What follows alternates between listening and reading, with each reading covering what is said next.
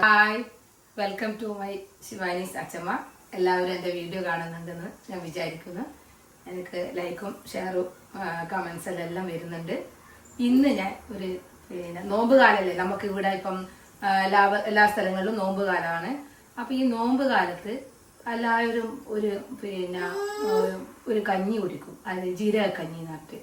അപ്പോൾ ഞാനെന്ത് വിചാരിച്ചു, നമുക്ക് ഇന്നൊരു ജീരക കഞ്ഞി വെക്കാറുള്ളതാണ്. നോമ്പ് കാലത്ത് വൈകുന്നേരം ജീരക കഞ്ഞി കുടിക്കുന്നത് പറയുന്നത് അതെന്താന്ന് വെച്ചാൽ പറയുന്നത് പോലും അവര് രാവിലെ മുതലേ ഫുഡൊന്നും കഴിക്കാണ്ട് വയറ്റിൽ ഗ്യാസൊക്കെ കയറൂലേ, അപ്പൊ അതെല്ലാം ഒന്ന് പോവാൻ വേണ്ടിയാണ് ജീരക കഞ്ഞി കുടിക്കുന്നതെന്ന് പറയുന്നത്. ഒരു ഔഷധക്കഞ്ഞി, അവരൊരു ഔഷധക്കഞ്ഞി. കാരണം ഈ കർക്കിടക മാസത്തിൽ ഒരു ഔഷധക്കഞ്ഞി കുടിക്കൂല, അതേപോലെ അവർക്കൊരു ഔഷധക്കഞ്ഞിയാണ് ഈ ജീരകക്കഞ്ഞി. നിങ്ങൾക്ക് ജീരകക്കഞ്ഞി ഉണ്ടാക്കുന്നത് കാണിച്ചു തരാം. വാ, ജീരകക്കഞ്ഞി ഉണ്ടാക്കാനുള്ള ഇൻഗ്രീഡിയൻസ് ആണ്. ഒരു കപ്പ് നമ്മളെ നെയ്ച്ചോറ്റിൻ്റെ അരി, സാധാ അരിയും ആക്കും, എന്നാൽ നമ്മളെടുത്തത് നെയ്ച്ചോറിൻ്റെ അരി. കുറച്ച് തേങ്ങ, ഒരു കഷ്ണം ഉള്ളി, കുറച്ച് മഞ്ഞൾ, കുറച്ച് ജീരകം. ഇങ്ങനെ 2-3 വെച്ചിട്ട് നമ്മൾ ഇന്നൊരു ജീരകക്കഞ്ഞി ഉണ്ടാക്കും. അരി കഴുകിയതാണ്. അപ്പൊ ഇത് നമ്മൾ കുക്കറിലിട്ട് വെള്ളം ഒഴിച്ചിട്ട് ആദ്യം വേവിച്ചെടുക്കാം.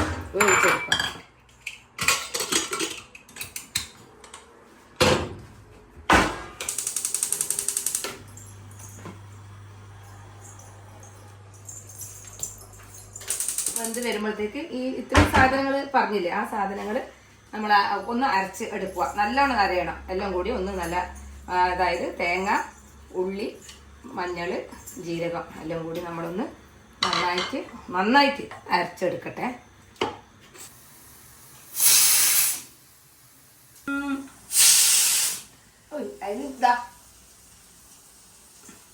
അജ്മല് കൊമ്പുറു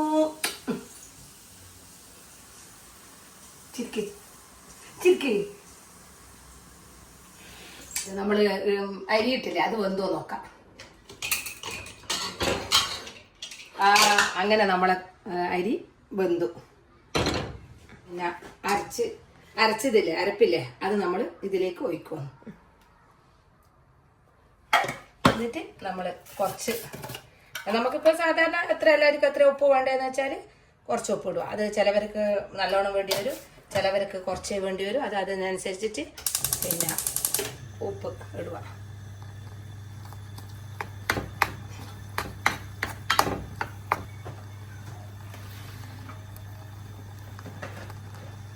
നമുക്ക് വേണ്ടുന്നത്ര വെള്ളം, അത് കുറച്ച് തിളച്ച വെള്ളം നല്ലത്, കുറച്ചും കൂടി.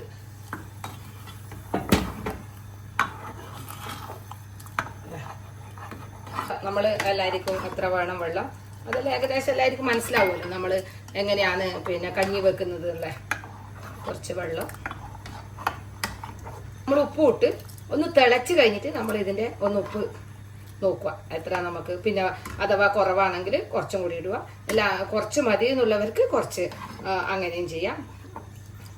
അപ്പോൾ ഇതൊന്ന് തിളച്ച് വരട്ടെ.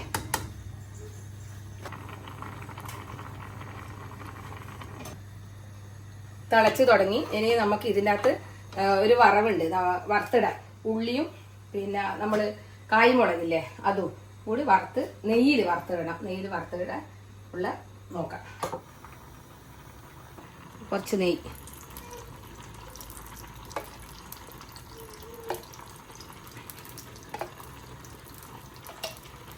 അതിൻ്റെ അകത്ത് നമ്മൾ ഉള്ളി നമ്മൾ ഇതേപോലെ ഉള്ളി മുറിച്ചിടണം.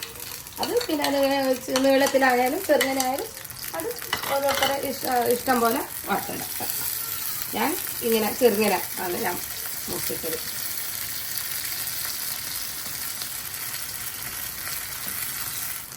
ഉള്ളി ആയി.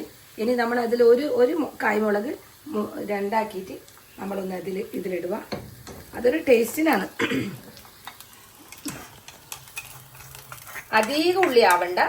ഇത് നമുക്ക് ഏകദേശം ആ കഞ്ഞിയിലൊരു കടിക്കേണ്ട തോതിലുള്ള ഒരു ടേസ്റ്റിന് പോലെ വ്യത്യാസത്തിന് നമ്മളത് ഇടുക.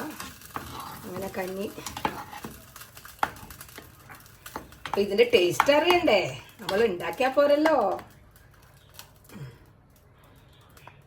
കഞ്ഞി റെഡിയായി. അപ്പോൾ ടേസ്റ്റ് അറിയണ്ടേ നമുക്ക്. അപ്പോൾ ഞാൻ കുറച്ചൊന്ന് എടുത്തിട്ട് ടേസ്റ്റ് ചെയ്യാം. ചൂടുണ്ട്.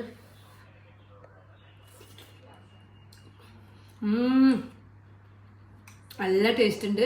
ഞാനിത് ആദ്യമായിട്ടാണ് ഇവിടെ വന്നതിന് ശേഷമാണ് ഇതെല്ലാവരും ഉണ്ടാക്കുന്നത് പറഞ്ഞിട്ട് ആദ്യമായിട്ടാണ് ഉണ്ടാക്കുന്നത്.